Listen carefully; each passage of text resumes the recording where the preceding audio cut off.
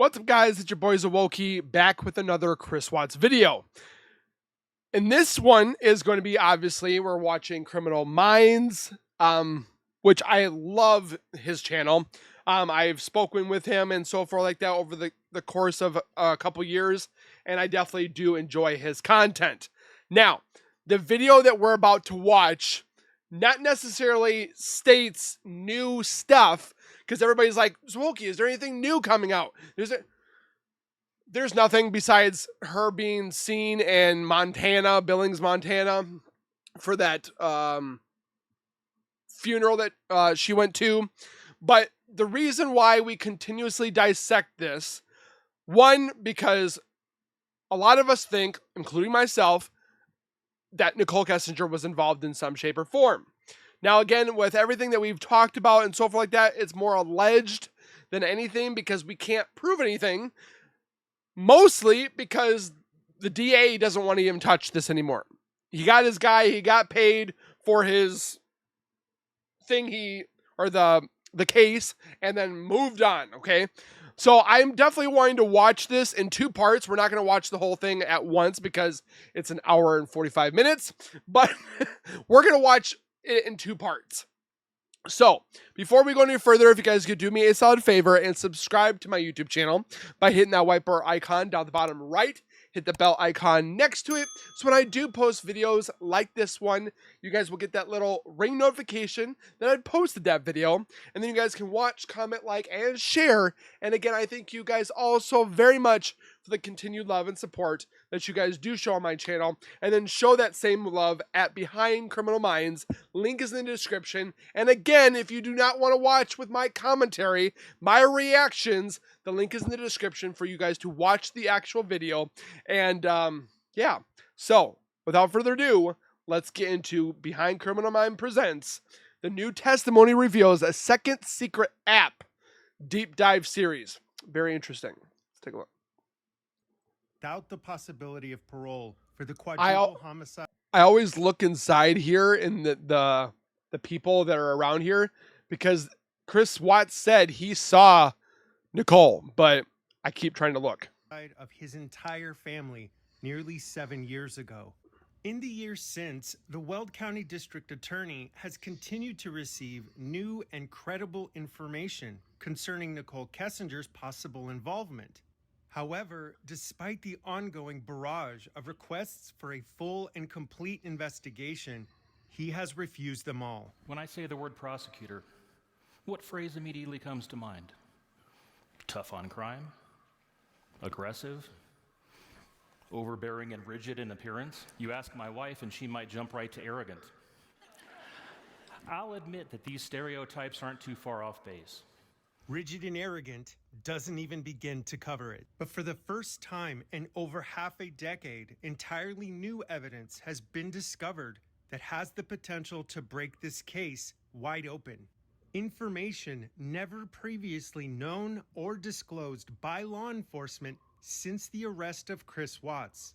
On the 6th of November, 2018, Chris Watts formally accepted the prosecution's plea deal, agreeing to a conviction of 5 life sentences. This deal, approved by DA Rourke himself, was finalized just 86 days after the crimes Watts committed on August 13th, 2018. That is so fast. But every single day since Watts' conviction, the true crime community has continued to find glaring mistakes, omissions, and failures that exposes the improper and incomplete investigation conducted by the Weld County District Attorney, Michael Rourke. In today's episode, we will continue with our detailed deep dive analysis of the Chris Watts case, analyzing Watts' first interview and contrasting this new information with shocking details that Watts revealed just 24 hours after he committed his crimes, providing an examination of the discovery records while shedding light on what that evidence actually reveals, helping us all to finally answer the question: could law enforcement have fully and completely investigated this quadruple homicide in just 86 days? This is In Search of the Truth, the Chris Watts Deep Dive series, the third installment. I honestly think it was way too fast. That's just me.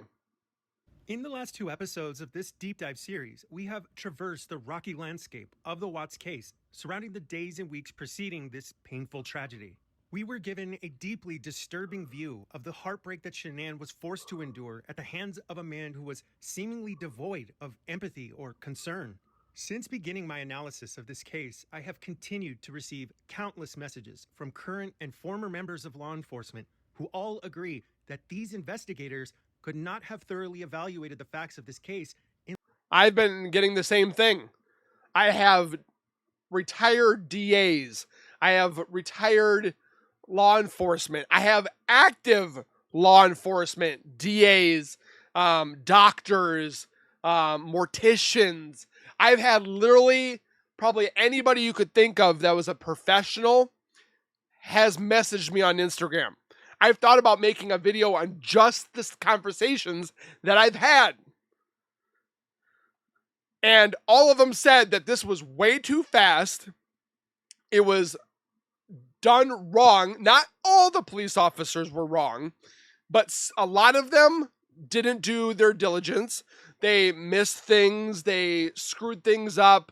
And yeah, so it just really makes you think when you hear this from all these other different people. And of course, they're going to have different jurisdictions when it comes to like Colorado to New York or California to Florida, Tennessee to Washington. You're going to have differences, but do you have that many differences? I'm just saying it raises red flags. I'm just throwing that out there. In less than 3 months' time. But for the first time since the onset of this case, I will be able to definitively demonstrate for you just how inadequate this investigation was. But please remember, Chris Watts will always bear sole responsibility for his own actions. Oh, yes. Our analysis will always be about the pursuit of justice. So as we evaluate the facts, we will remember the one and only reason why we continue to advocate for that justice: the victims. So with that said, let's begin. Because Nichol Kessinger needs to be looked at. If they just look at her and prove her innocence or prove her guilt, then we're done. This case will go quiet. This case will be silent. It will just be a point in history that happened and we tried to learn from. But Shanann, Bella, Celeste, and Nico deserve to have the people that were involved brought to justice, and that's not just Chris. I feel wholeheartedly that Nichol Kessinger was involved, allegedly, in these murders. I can't tell if it's physical, emotional, mental, something I can feel in my body that she was involved. Just after 2 a.m. on the morning of August 14th, Chris and Nichol have just finished their nearly 3-hour-long phone call. The same call that Nichol Kessinger will later claim that she barely recalled what they discussed or talked about. According to the discovery records, at 2:17 a.m., the two would say their final goodbyes, but not before Nichol would eavesdrop on a phone call with law enforcement where Chris was being asked very specific questions about his missing family.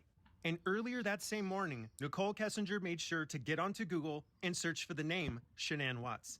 Over the years, we've learned that law enforcement never bothered to ask Nichol why she would be searching for Shanann at that specific point in time, especially in light of the fact that Kessinger would go on to claim that she truly believed that Shanann was okay and simply at a friend's house. Bull crap, because she said, well, maybe she possibly was punishing Chris for what was going on. She said that. We watched it happen. Afternoon, he told me that she was like gone and he didn't know where she was.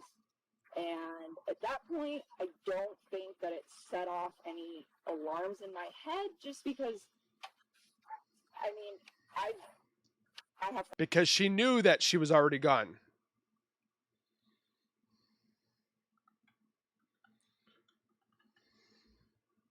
She's full of crap. Friends that I text, and if I don't hear from them for like 3 hours or 6 hours or even like a couple days, I don't feel concerned about where they're at, because it's kind of a standard thing for me. But then she didn't come home that night. I was like, okay, well, maybe she'll come back. And I was kind of under the impression, since they're separating, that maybe she decided to take the kids. Maybe she decided to just leave for a few days. I don't know. Nichol, you're full of crap. I felt like maybe she was just trying to get some space, and I figured maybe that was why she left her stuff there, to just get some quiet. If Nichol believed that Shanann was unharmed, then why would she be looking for her on Google? Right? At 4:58 that morning, Sandy Ruschek, the mother of Shanann, called Chris and spoke to him for just over 4 minutes. The two would speak later that same morning at 6:32, and Chris would continue to perpetuate the claim that he did not know where her daughter and his children were, feigning innocence over the monstrosity of what he was still desperately trying to hide. An hour later, at 7:26 a.m., Chris messaged Shanann's friend Sam, continuing the lie that Shanann and the girls were likely safe. He told her, "I'm hoping she's with someone I don't know because I have exhausted all of the people that I know of. I'm optimistic we will reunite again. People have been stopping by from time to time." 2 hours later, and Chris Watts transfers one final nude image of his paramour, Nichol Kessinger, oh, man, into his secret calculator app. At 12:08 p.m., Nichol Kessinger spends 4 entire hours searching the internet, news sites, and articles, all concerning Shanann and the girls' disappearance.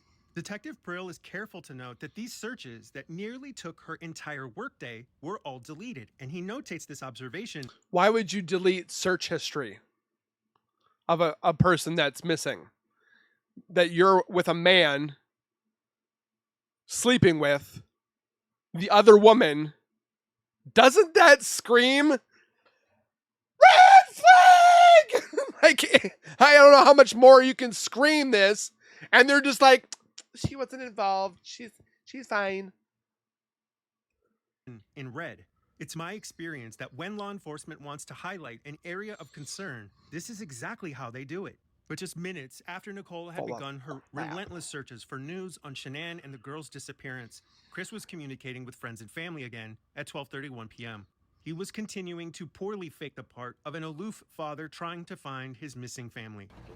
Shanann, Bella, Celeste, if you're out there, just come back. Like, if somebody has her, just please bring her back. I need to see everybody.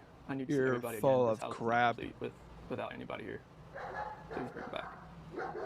I will simply never understand how or why Chris Watts thought that this interview would convince anyone of... Because he told his teacher that, oh yeah, I went to China, and he said that she believed it.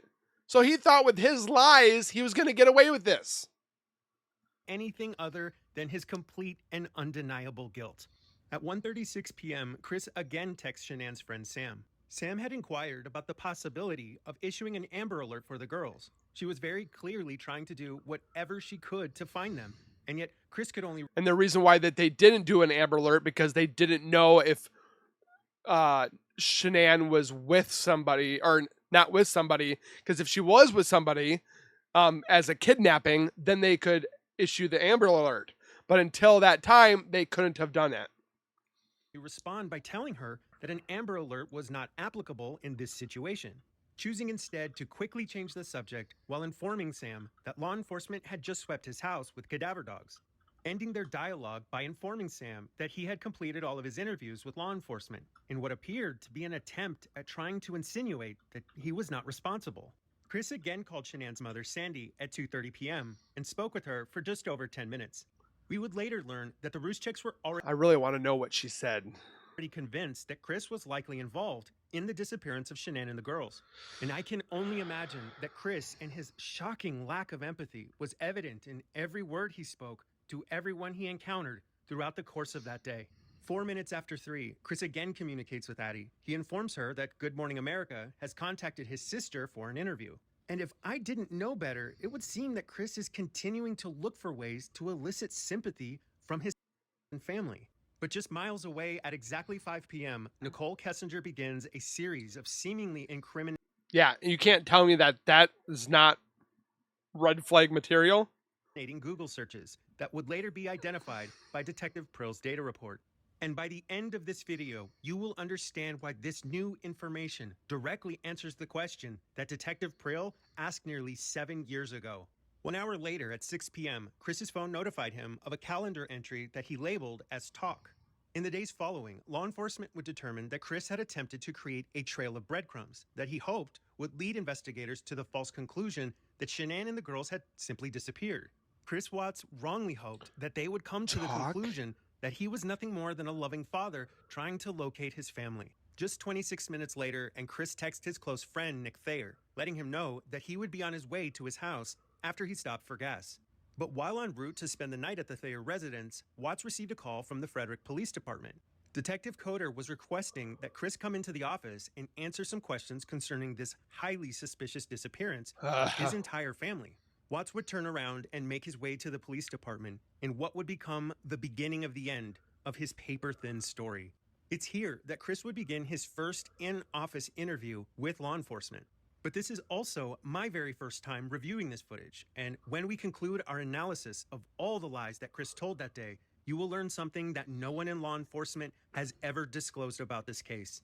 Information that is now central to my formal request to the Weld County District Attorney's Office that they finally reopen this investigation and determine the extent of what...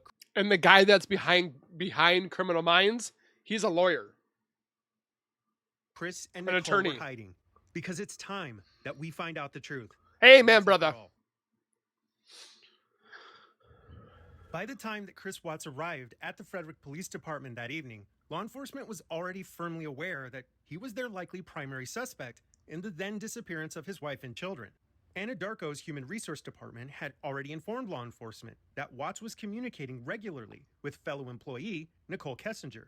Additionally, they had already obtained detailed phone records and knew that Chris and Nichol were far more... But they were still talking. And then she was deleting the messages. ...than mere co-workers. Detective Graham Coder was tasked with the job of trying to ascertain what Chris had done with his family, but doing so without causing Chris to completely shut down. But one thing is certain, no one could have imagined just how dark this case was about to become. All right, let's do this. I'm going to sit next to you so we're looking at it together. So what I want to do is, he's sitting next to Chris Watts, more like a buddy kind of thing. So he feels like he's engaging with Chris. They're trying to find out where his family went, trying to not befriend him, but seem like he's on his side. A bunch of people coming in, from your neighborhood. Somebody saw something. Somebody knows where these kids are. And I keep saying kids. I'm sorry, you kids are. And I should say, I work these quite a bit, and so tonight, if I make one of those mistakes when I say kids instead of your wife and kids, I apologize. We work it a lot, so I apologize if something comes out wrong or anyway. So I know you're going through a lot, so I'm not going to keep you here all night. Can we go through this? From the moment Detective Coder walks through the door, he is demonstrating the behavior of an investigator who understands the gravity of this moment. He employs the well-known tactic of closing the gap between him and Chris, which subconsciously helps to remove his internal defenses. And I'm not a professional that went to school, and I know that. And in so doing, he ensures that Chris never succeeds in closing off and walking out of that interview room. It's a tactic that will slowly force Chris to do the one thing that he hates to do the most, telling the truth. So, okay. Or tell the truth. What does that mean? So the doorbell has a camera on it when you get up to a certain proximity, and when you ring it, it detects a visitor. Okay. Detective Coder just asked Chris about the home security system that detected Shanann's arrival just after midnight on the morning of August 13th. Now, it's very likely that Detective Coder already knows what the security notification meant, but he wants Chris to know the enormity of the information that law enforcement already has. And even more so, he wants to hear the way that Chris answers the question. Now, if you watch closely, you can see that right after he answers him, Detective Coder stands up to close the door, and you can see Chris's body language change right before your eyes. Watts is demonstrating all of the telltale signs of a man who is trapped and very clearly doing everything in his power to hide the truth. So I work a lot of stuff like this in bank robberies, and when I talk to a witness of a bank robbery, sometimes I find it best for them to just say, tell me what happened, get it all out, and once you get it out, let's go over it, okay? So just get it all out as far as this. Tell me exactly what you remember, and I'll take notes about where we can go. Okay. Did you catch that? Yep. Detective Coder has just told Chris that he would like for him to tell the story of what happened in his own words from the beginning. But he equated his past experience as an investigator to interviewing victims of a bank robbery. Law enforcement already knows that Chris and Nichol are likely having an affair based on the records they have alone. And at the same time that we see Chris in this So now that he's pushing him here, he's trying to get him to feel like he has no way out. hot seat, his mistress Nichol is just miles away speaking with the FBI at a local park, absolutely lying through her teeth. But right now, Detective Coder needs to get Chris to tell him his first version of the truth, and he needs to do it before he shuts down the interview and requests a lawyer. Which he never does. 1:40 a.m. We switch chairs because when they come knocking, I said, "How far?" When they come knocking, I got to use that key. Do you need more water? No, I'm fine. Roger, get ready. Oh, thanks. All right. Detective Coder has just proven what a skilled interrogator he is, because this important seat change was started right as Chris began telling his first version of events. It's clear that he wants Chris to feel trapped by this positioning, putting himself between Chris and the door. And I'm not a professional, and I knew that. He wants Chris to know that he's not leaving. But more than anything else, Detective Coder, the father and husband, he wants to know what Chris did. He wants to know where to find his family. Alright, so 1:40 a.m. doorbell. So when we were over at the neighbor's house, the next day we were looking at his camera as well, and it didn't show anybody walking up to the driveway, which is kind of weird. That's the only reason I put that on there, because it showed Nichol dropping her off, but nobody actually walking up to the house. It was kind of weird, but she was in the house. Okay. Listen, I understand that criminals say and do very dumb things sometimes, but it doesn't make any sense to me why Chris thought anything good would come of this stupid lie. He Right. just admitted to Detective Coder that the neighbor's camera never caught Shanann's arrival that morning, which means he knows that law enforcement is aware of the fact that the neighbor's camera also never showed anyone but him leaving that same morning. But I suppose that's why Chris can never seem to maintain eye contact throughout this entire interview, because he knows he's a terrible liar and absolutely everyone can see Oh, he thinks he's a great liar. it. And what time are we talking about? It's still 1:48. Okay. So 2 a.m. Shanann gets into bed with me. 4 a.m. That's when my alarm goes off for work, and she just get dressed, brush my teeth, everything I do upstairs. Okay. About 4:15, that's when I get back, slide right into bed next to her, and start having a conversation with her about having the house up for sale and talking about it, like actually proceeding with the separation. Okay. And obviously it gets pretty emotional, like we're talking about, like we felt the disconnection was there, like falling out of love and trying to stay together, maybe just for the kids' sake, but we're realizing that doing like our homework is not, most of the time that's not going to work. Yeah. Now, for many of us who have taken the time to study this case, all of this is very familiar. We know that this is the first series of lies that Chris will tell law enforcement, and that eventually he will alter his story more than a few times. But it's at this point of the interview that I realized something. Chris's story is surprisingly very detailed, and as we know, very fabricated. And from everything we know about Chris, it's Like if somebody went and studied it clear that throughout his or rehearsed it. upbringing and his marriage, that he was the kind of person who followed the strong women in his life. In his early years, that was his mother. Then it was Shanann, but right here, right now, it's Nichol Kessinger. And I just can't help but notice how rehearsed, specific, and detailed this lie is. And I promise you, that will become very important in the very near future. And it gets pretty emotional because we have 2 beautiful kids and we have one on the way.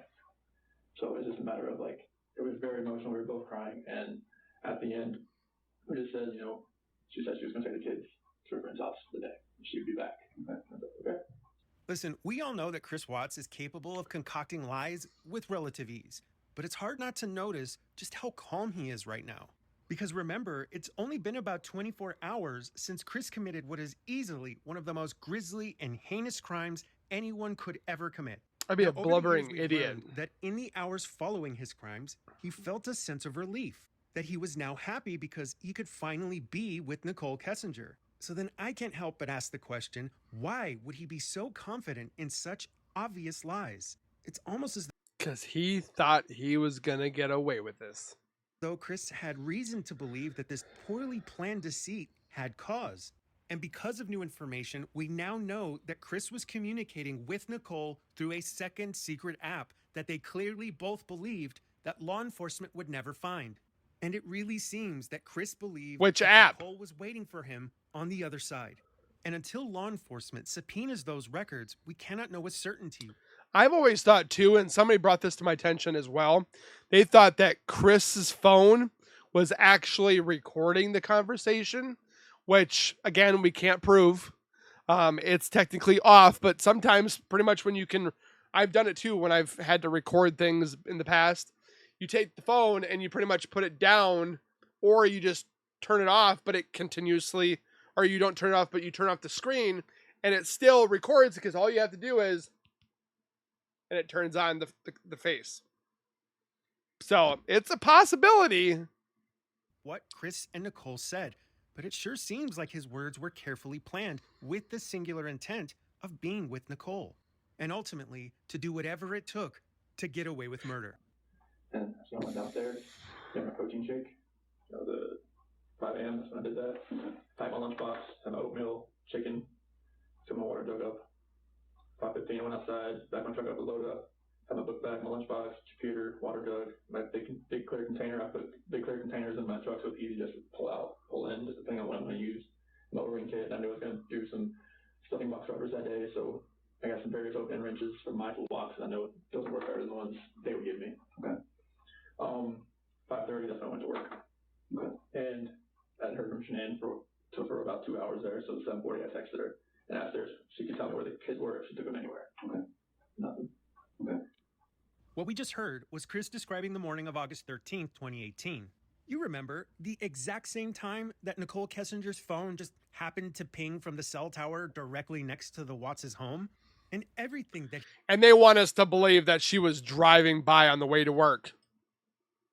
She didn't clock into work almost an hour before her shift ended. She has no alibi.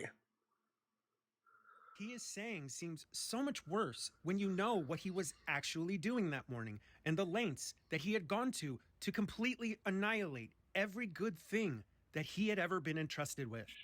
At 12, I texted her again, called me, nothing. And then about 12:10 p.m., that's when my doorbell visitor, not visitor, and I was like, it popped up on my phone, and it says it was Nichol. And I was trying to put it on my phone to see if like she's just trying to get in or whatnot. And I hear like she's on the phone trying to, I could hear her all through my phone saying she's trying to get to Shanann, so that's when I called her. I called her at 12:20, see what was going on. She told me that Shanann hadn't responded to any of her calls all day, or any of her friends' calls all day. Okay. And that's very strange, just because, I mean, she doesn't get back to me, that's fine. You know, like, she gets busy with kids, whatever. But if she's gonna get back to her people, like, the people, like, she works with direct sales. Okay. So if she's gonna get back with them, that's strange. Is she the type to answer the phone? For them. Why did he say that? When she tries to get a hold of me, it's okay if she doesn't. Like, why so much emphasis on that? Yeah, it's like all the time. Yeah, for me, it's just like, hey, wait, I'll see you later. It's been said so many times throughout the history of this case, but Nichol Atkinson is the reason why Shanann and the girls were found so quickly. Thank God for that woman. If she hadn't been as aggressive, forcing Chris to come home that afternoon, this case may not have had the same conclusion. But it's here, Agreed. Only minutes into the first formal interview with Chris Watts, that I want to remind you of why we continue to discuss this case. Because in just 85 days from the date of this interview, this case and all outstanding investigatory leads will be closed by District Attorney Michael Rourke's office. There's other cases that were less bad, or way, how do I want to say this? Less gruesome, less destruction, and they took months, if not years. In this murder case of a quadruple homicide, possibly an involvement of a mistress, is done in 85 days. Same man who from the onset of this case has Called told the BS. general public in so many words that the conviction of Chris Watts outweighed the importance of completing their investigation, holding everyone involved accountable, and obtaining justice. Everyone involved, having them claim or take accountability. I don't think Nichol took any accountability for anything. So about 12:40, a few more efforts from Nichol to reach her while she's there, like outside the house. Mm-hmm. And at 1 o'clock, that's when I left, and I was like, all right, I'm on my way down there. 2 o'clock when I got home. Took him 45 minutes to get there. They couldn't get in because 45 minutes late. Latch to keep the kids in today. Nichol and the police officer that was there. Oh, right. Okay, gotcha. So they couldn't get in because top latch on the front door was hinged, and the keypad on the outside does not work to get into the garage. So they had to wait till I got there so I could get the remote open. Okay. And this is why I am a vocal supporter of Nichol Atkinson. Chris Amen. Watts was caught far earlier than his plan had accounted for. Originally, he was hoping that he would have enough time to go to work, leave at a normal time, all while sending messages faking his concern for Shanann. He needed time to get home, move her car, her phone, and all of the crime scene evidence to get it as far away from his house as possible. Exactly. That's why it's so critical that Chris was interrupted before he could get home and dispose of Shanann's belongings. And it's why his story didn't make any sense in light of the evidence, because the only logical explanation for why Shanann and the girls were never seen leaving the Watts home on camera is because they left in his truck, and that Chris truly is the monster that everyone believes him to be. So I once I don't got agree home, with that. I opened the garage door and we went inside the house and looked everywhere. Shanann, Bella, and Celeste, nowhere to be found. Never Luggage, called out. Nightstand, her phone's still on the couch, her purse is still there, the medicine for the kid's still there, the car seat's still there, and there's no sign of them anywhere. Okay. Okay, does anyone else notice that Chris is reading from a document? That would mean that in a span of just over 24 hours, created a detailed outline of the prior day's events? Put that in perspective for just a minute. Chris was not known to do things like this. Exactly. He wasn't a highly organized person who was also incredibly meticulous. He was the puppet. There is a puppeteer. Chris was not able to do all this stuff. He was the follower. While everybody else led, he followed. He didn't instruct. He didn't... Yeah. I don't know how much more. Like, Behind Criminal Minds is doing a fantastic job because he's a professional. He knows how to use the words better than me. And it's right there in front of us. And yet the DA is like, we're done. We're not going to touch this anymore. Goodbye. Like, you are full of crap. I wanted to say other stuff, but... It's about dates, times, and events. Well, wouldn't you know it, there was someone in his life who happened to be very detailed about dates, times, and events. And if you turn to page 942 of the Watts Discovery, you'll find this exceptionally detailed outline that came from none other than Nichol Kessinger. But this, I still don't even think that this was Nichol Kessinger. It might have been help from her father. I don't know. Than Nichol Kessinger herself. In fact, it's so detailed, it provides a near forensic level recollection of the day-to-day events concerning Nichole's supposedly short acquaintance with Chris Watts. You know, I just think it's very, very interesting that Chris is reading from a surprisingly similar document that outlines the events of the day prior in virtually the exact same way that Nichol Kessinger does just weeks later. And if you're the kind of person who sees this Everest-sized mountain of suspicious behavior from Nichol as nothing more than mere coincidence, then good news, I have some property to sell you. Okay, I'm not going to say it, but my point still stands because at some point, law enforcement needs to be honest with the monumental mistakes they made on this case, and you're about to see why. 3 o'clock, the police officer, detective, Howard, right? Oh, yes. I don't butcher his name every time. Asking Nichol and I, questions about where she could have gone or who she could be with. At about 4 o'clock, the police officer that was there, he was checking neighbor security footage. At 5 p.m., the same police officer, detective, and then sergeant, another officer, they showed up and they searched the house again. About 6 o'clock, they didn't call around to anyone that may know something, called hospitals and hotels. 7:30, my friend Nick and Man showed up to show support, and then on his friends showing up. Just Lauren, Dave, Jeremy, and 10 o'clock's pretty much what I laid down, but I didn't go to bed till probably like 2 a.m. just because field texts and calls all night. Okay. And I was just hoping that, I left all the lights on in the house, I was hoping that I'd get a knock on the door. But nothing happened. Do you know what absolutely blows my mind about this case? It has been nearly 7 years since Chris committed this crime. And in all that time, he has never once attempted to sincerely apologize for what he did. In fact, he's done just... He sent a letter. Okay. It's the exact opposite. He's forced friends, family members, and acquaintances to live with this endless black hole of suffering because he simply refuses to just tell the truth. He co-opted people who loved him in an attempt to gain their sympathy, and now, once again, he's changed his story to put the blame on anyone other than himself.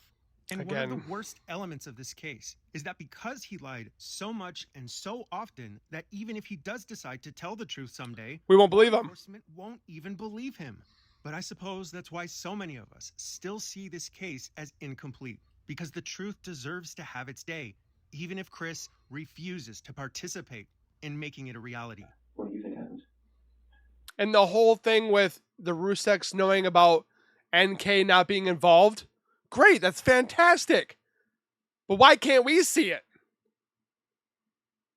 Because I guarantee if you release that information that implies that Nichol Kessinger was not there, this case will go quiet. This case will be done. I'm telling you. At first, I really thought maybe she was just at somebody's house, just decompressing. Yeah. But after today, like with the onslaught of all the cars, all the police cars, all the news, all the canine units, it's making me lean the other direction about someone took her. Okay. But it's just, if someone took her, it would have to have been someone she knew. You. Because there's no sign of anything like being disturbed, broken. Mm-hmm. But like that's the way I'm leaning now. At first, I thought for real she was just decompressing somewhere. I thought she was safe, even though everything in the house was left there. But now it's just after the day with the news crews and everything, it feels more the other direction, and it's freaking me out because I have no idea where they are.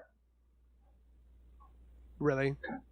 Since I began this channel, I have spent countless hours researching every nook and cranny of this case. Amen, I have brother. learned about Chris's upbringing, the way he carried himself with his friends, his parents, but especially I've talked to people that were Chris Watts' friends, that grew up with him as children.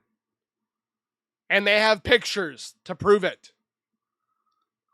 Around Shanann. Now, it's obvious that Chris Watts was a terrible liar and incredibly self-deluded, a man incapable of seeing the forest for the trees.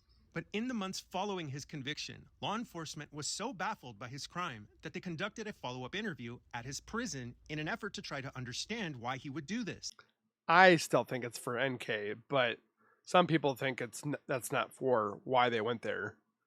Law enforcement has admitted that Chris Watts did not fit any of their current or existing offender profiles. And every single time that I hear him speak, all I hear are the words of a man who I believe was so clearly influenced into committing this crime. And that's why I will never understand why DA Rourke refuses to admit his clear failures and finally properly investigate this crime to fix what they so clearly broke. If you could think of anything that we could do to find them, what would it be? I mean, everything that I've exhausted so far is like people that have car seats because she left the car seats. And she was never just, he hasn't exhausted crap. Regular booster chair that because she's about that time. Mm-hmm. Celeste isn't quite there yet, but all the people that I know that have cars, they've contacted me. Mm-hmm. There's definitely a chance there's somebody I don't know of being a guy or a girl. And she has plenty of friends through like direct sales that I've never met that could have a kid that they come and just say, let's go, like just back up in the back, put them in, let's go. Did you just hear that? Yes. Chris just said something that I now believe is a critical part of this case. He just said, and she has plenty of friends through direct sales that I have never met. They could have a kid and they could have come and said, hey, let's go. And they back up to the back of the house, put them in and go. Chris is telling law enforcement that there is another way in and out of his house other than the front back door way. and garage. He's giving law enforcement key information that they seemingly missed over and over again.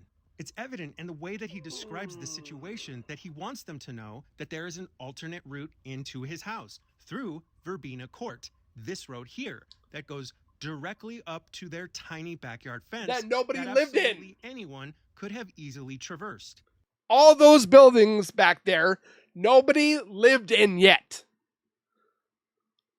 You know, kind of like an obsessive mistress whose phone just happened to ping from Frederick that and says she likes it in the back door. Never mind. Morning. So it starts to make a lot more sense why Chris is now telling law enforcement how Shanann could have disappeared, because that very well may have been how Nichol Kessinger disappeared that morning. And this is like, that's what shot at me nuts. Like, when I told the news, like, if she's out there, like, just come home. Like, if someone has her, or like not just has her, but she's at somebody's house and she's just decompressing, it's time to come back. Now this is real. Okay. This has gone to a different level. Absolutely. Okay. Do you have an inkling? This guy is like, you're full of crap, Chris. If it's good I would have thought that she was safe and it was good that she would come home. It's more on the other side. I don't think that she would let it get this far if she was just decompressing somewhere. I mean, she's not talking to anybody. As far as, I mean, people that have reached out to me that I have talked to in like a year that are friends with her. What we just heard is the exact same response that Chris gave to the local news that opened the door to the public believing that he was involved. Listening to the way he says these words, it's impossible not to notice just how completely inauthentic it is. And it's evident throughout this entire series of interviews that Chris had no earthly idea just how guilty he sounded. And I wonder if someday he'll come to the realization that the only way he will ever atone for what he did is to just tell the whole truth. He won't. DA and local law enforcement. He's literally said that he'll go to his grave with information that he has. He just won't tell us, like, what is that one that it starts with an O? Oxycodone. That he doesn't know where he got, or he got it from somebody, but he'll take that to his grave. And that there's things that he did with Nichol in her house that he is very much ashamed of, which could be maybe he was doing something hokey pokey 3-way with Nichol, Jim, and him. Might have given up on that outcome. I still haven't. When they look at this, what's the best thing that they can do to, I don't know, to say, look for these contacts, look for this Instagram, look for this Snapchat. So like the only thing on here that I would say is going to be weird because our and ATS News has got information about she got some pictures from Chris Watts' Snapchat. And it's like, how much stuff went through Snapchat that we don't know about?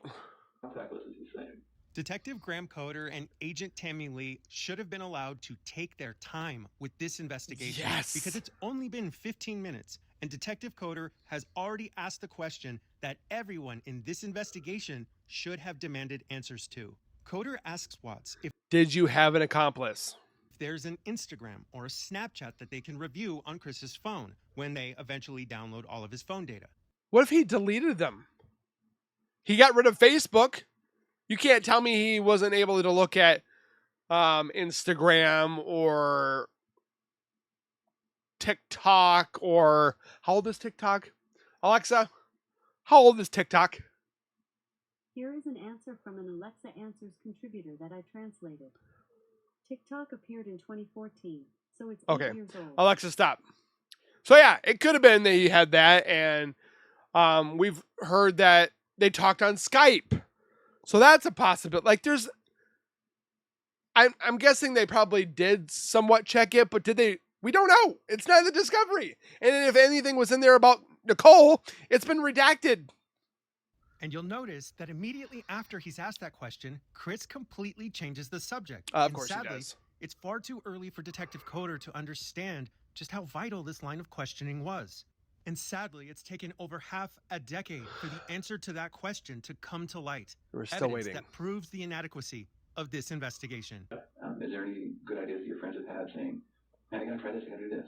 A lot of people have asked about Amber Alerts, but I'm not sure like why that. I'm not sure I'm sure Amber Alerts have to do with like, all right, if you know someone has taken a kid, but since the last person you saw was the mom, and you don't think everybody's gone. Yeah. That's probably why Amber Alerts not really used in this respect. Well, they did a press statement.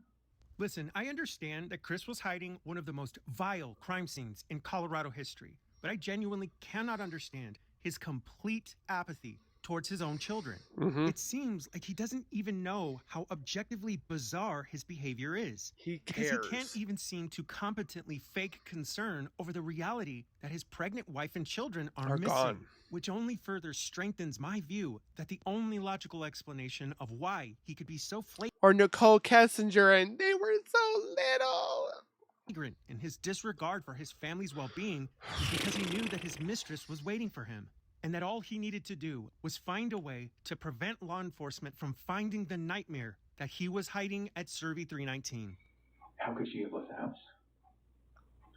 Only way she could have left the house is somebody picked her up, but it would have to have been from the back. Because it's the camera in the front, where the neighbor, the way it faces the driveway, it would have picked that up. Only thing it picked up was me leaving at like 5:26. Okay. How do you know? Is it your camera? It's neighbor's camera. Oh, did he tell you? Yeah, we were all over there watching it with the officer. Okay. All right. They just showed me loading up my truck. Oh. Chris is again reminding Detective Coder that the only other way that anyone could have left the house undetected would have been through the backyard, since no other movement was picked up by neighbor Nate's camera. But Chris knows that every single person who loves Shanann is telling law enforcement that Shanann would have never left the home without her cell phone, without the girls' car seats, and without... Which was in the couch, but who put it in the couch? ...her medication, let alone everything else she left behind. But Detective Coder is no fool. He knows that Shanann didn't leave through the backyard that morning, and he knows that the only person who does know where she is and where his children are is the man sitting in front of him. So we talked about her decompressing a few times. Where would you do that? She would have to go to her friend's house to do that. She wouldn't just go anywhere. Not with the kids. I've checked if she had any cash on her. I'm not sure like how much she would have had on her. She usually doesn't carry much cash. And the cash she had in her wallet was from Nichol the previous day. From who? From Nichol. Oh, okay. She told me that was the cash she gave her. Okay. So when we found her purse. For what? I'm not sure. She didn't tell me. Okay. But that was the only cash she had in her wallet. And is that still at the house, you said? Yeah. Okay. So is her license in the wallet? Yeah. So she got no cash that we know of, no license, no phone. Anything about the clothes in the closet, the hamper, the drawers that makes you think she packed some boots and going to the mountains? Like just so many clothes in that closet. Like it'd be hard to really tell if she took a little amount. I mean, if she took a big amount, it'd be pretty obvious. But like a little amount, it would never know. Okay. Detective Coder is going step by step through every possible item that Chris claims Shanann left behind. And there's probably a chat bubble right here that he goes, do I really have to listen to this Nimrod talk and lie about everything when we know that he's the bad guy? While it may seem like he's trying to ascertain where Shanann took the girls, it's very likely that he already knows Shanann's not coming home alive. The point of this exercise is to make Chris say out loud that Shanann left the house without her clothes, her medication, her phone, or anything else the girls needed, and let the absurdity of that answer hang in the air and force Chris to the realization that the only avenue he has left is to reveal what he did with his family. But this detective could not have possibly known the lengths that the man sitting in front of him would go to just to avoid the truth, even at the expense of being labeled one of the most evil men alive. And it's my experience that when you are dealing with someone who refuses to tell the truth, the only option that you have left is to do it for them. Can we back up a tiny bit? You come home, no one has been in the house? No. Okay, no one could get in the house, is that right? Yeah, unless you had a garage door. Okay, and that's how you got in? So, yeah. So at this point, you get there. Are the police there at this point? Yes. So you, the police, Nichol, that's it? Her son. Her son, what's her son's name? Nicholas. I think it's Nick. Nick. And so you and Nichol aren't besties per se? You and Nichol? Oh no, like we're friends, but yeah, my wife and her are really good friends. Okay. And so Nick, you don't spend much time with Nick? No. Okay. Why is Nick there? He was just with his mom. Okay. Is there anything weird about Nichol in there? Not that I really think of. Do you think anything about your wife not being around? You really don't know why Nicole's there. She's looking for her friend? Has anything to do with Nichol in there? I would hope not. I mean, like, Nichol is one of her good friends. Okay, so let's review. Detective Coder is asking Chris about what happened when he arrived home from work the afternoon of August 13th. He then asks Chris if Nichol Atkinson and her son Nick could have possibly been involved in the disappearance of Shanann and the girls. That's messed up. And that's where the Shanann haters are like, it was Nichol and her son that took Shanann or like what? There's people that are doing that. Chris Watts knows that Nichol Atkinson had nothing to do with his crimes. And instead of showing, but again, tries to blame it on somebody else that might be there, any semblance of decency by affirming Nichol Atkinson's innocence, he instead responds by saying, I don't know if she was involved. I certainly hope not. Try to imagine the enormity of his response. If law enforcement didn't already have considerable information that suggested Chris's involvement, he could have placed Nichol Atkinson at the center of their investigation, wasting time and, more importantly, putting an innocent person under suspicion for the crimes that he committed. And while this investigation may have been rushed, we can be grateful that the detectives involved were smart enough to see through the avalanche of Watts' endless lies and misdirections. Begin calling around to anyone I know that could know something or maybe see Shanann. Calling locals, hospitals, and hospitals as well. 7:30 p.m. Friends, Nick and Amanda come by to show support. Okay, so that became good. So 6 p.m. Begin calling around to anyone I know that could know something or maybe seen Shanann. What happened there? Same thing, like everybody that I've talked to, it's just like they haven't heard from her, they haven't seen her, nothing. Called the hospital. Who's helping you make these calls? That's just me. Just at this point, that's you by yourself? I was by myself. I'm sure Nichol and other people were doing that while they were gone. Detective Coder has been reading directly from the surprisingly detailed outline that Chris brought to his first interview. Coder reads the segment about how Chris called friends to try and see if anyone had heard from Shanann. But then he reads how Chris claimed to have called local hospitals to try and see if Shanann had been admitted. And while this detective doesn't yet know the full scope of the truth, he will soon find out that Chris had made those calls. In fact, Watts called Good Samaritan Medical Center, St. Anthony North Health Campus, Longmont United Hospital, and UC Health in Broomfield. The only problem was that Chris made all 4 of those calls in a span of just 4 minutes, so it was quite literally impossible for him to have spoken with anyone at these hospitals and confirmed the absence of his wife and children. But even in spite of the lack of information at this very early stage of their investigation, Detective Coder is about to challenge all of Watts' lies and force him to reveal his tell, to reveal the truth behind his lies. Can we talk about something that's kind of hard to talk about? Here we go. I work investigations like this. I have to keep an open mind on everything. Okay. And part of keeping an open mind is listening to you talk about your wife and your marriage. And the day she goes missing is the day that you guys have marital discord. Okay. So you can understand what I'm thinking about you. Yeah. What do you think about that? Makes me sick to my stomach, honestly. Like, I know, like, I've talked to a few of my friends, like, this does not look good on you. I'm like, I know. It's like, if people knew that we were having marital issues, they're going to look at me, especially with the way everything looks. And it honestly just makes me sick to my stomach because this is something that I would never do. Ever. Now, you don't have to be a body language. You can literally see his chest like it's going in and out, in and out. Expert to know that everything Chris Watts just said is complete and utter BS. From the way that he responds to the question of his implied involvement to the way he holds his hands, everything about his affect implies guilt. Thankfully, the sheer volume of evidence that law enforcement was building against Watts was already considerable, and this is still a full day before the infamous polygraph. But Detective Coder isn't going to allow Chris to squirm away and deflect from his suspicion. In fact, for the next 45 minutes, this investigator is going to push Watts into an all-out confrontation. Coder is going to demand answers for what Chris did to Shanann and the girls. And by the time he's done, law enforcement will know with certainty exactly who their primary suspect is. I know, like, you have to look at every vantage point. This is something I would never do to my kids or my wife at all.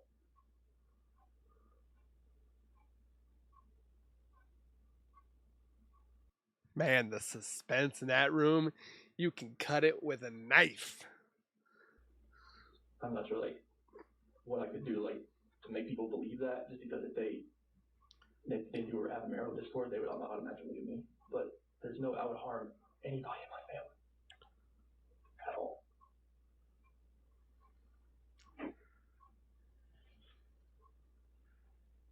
I know we were having marital discord, and we had that conversation that morning, and then she goes, we have no idea where she is, or the kids.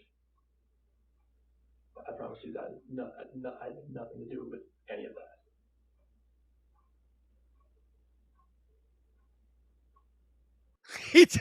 He keeps talking, and this detective is like, we don't believe a word you're saying, dude. Are you telling me the truth? I'm telling you the absolute truth. Why should I believe you? Because I'm a very trustworthy person, and the people that do know me, they know how I'm a calm person. I am not an argumentative person. I am a person who is never going to be abusive or physical in any kind of relationship. I would never harm my kids. I would never harm my wife. You can talk to me, and you can talk to any of my friends, any of her friends.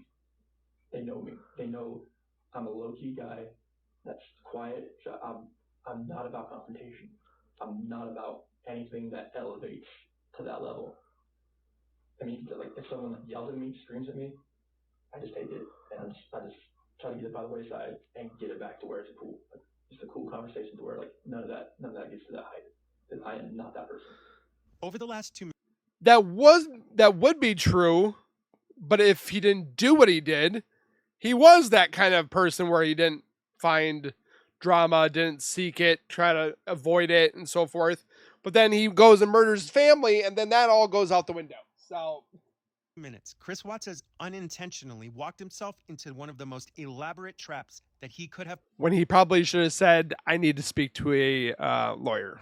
Possibly imagined. Detective Coder is letting Chris convict himself. He wants him to talk because every good investigator understands that they need the defendant to tell their story because every case has the potential to end up in front of a jury or in front of an appellate court. One of the most significant things that Chris said was near the end of that segment. He said, when someone yells at me or screams at me, I just take it. I believe that the person you need to worry about most, I bet he does just take it. It isn't typically the loudmouth or the arrogant braggart or even the ones who may appear dangerous. In my experience, the most perilous person of all is the person who gets yelled and screamed at and just takes it. But it's how Chris described himself that I want you to pay very close attention to. When Coder asks him why he should believe that Chris did not harm his family, Chris responds by telling him that he is a trustworthy person. Of course, now we know that his response was a complete and utter lie, but you will want to remember his undeniable tell. When Chris Watts lies, he describes himself as someone who friends and family would call trustworthy. And we're going to stop it there for part 1. If you guys want to see part 2, leave a like. Let's try to get this video to 1,000 likes. Come on, I know we can do it. Make sure you guys share with your friends, your family, or anybody you guys know. And then don't forget to go over to Behind Criminal Minds and give that man some love and support as well. He's got tons of other content. Please take care. Be safe, guys. As always, keep nerding on. And we will see you guys in the next video.